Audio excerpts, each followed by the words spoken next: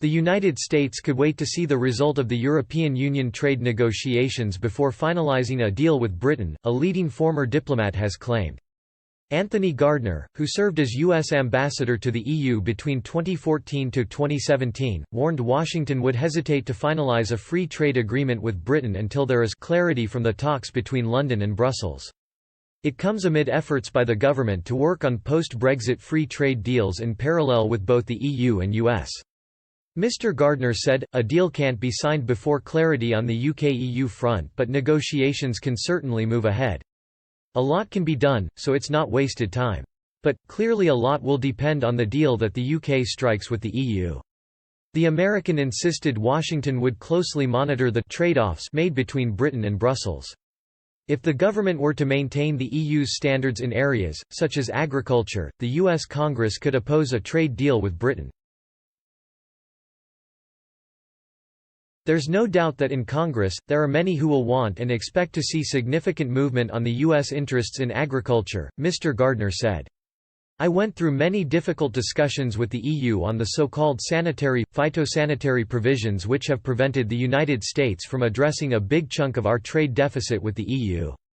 It wasn't just tariff lines, it was mostly non-tariff barriers. We didn't much headway. Those are going to be very tough, but should be very clear about this in a US-UK context.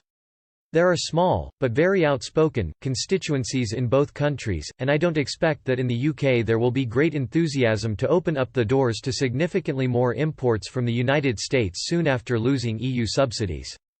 Mr. Gardner added there is even a chance the US could prioritize its own deal with the EU over Britain because the bloc is a bigger economic partner.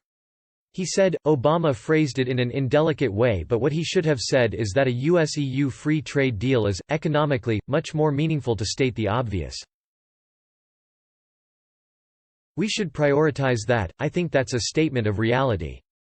It's not either or, we should be doing both, but an US-EU free trade agreement will remain important and I would favor making this an immediate focus. Meanwhile, Britain has also announced plans to use a trade deal with Japan to boost the economic recovery from the coronavirus pandemic. The government will use the terms of an existing deal struck between Tokyo and Brussels to speed up the negotiations. Ministers are hoping to negotiate new benefits for British businesses that can also be included in the new pact. Clothing and textile producers and financial services are expected to be the biggest winners of lower trade barriers, with Scotland, the East Midlands and London set to benefit the most.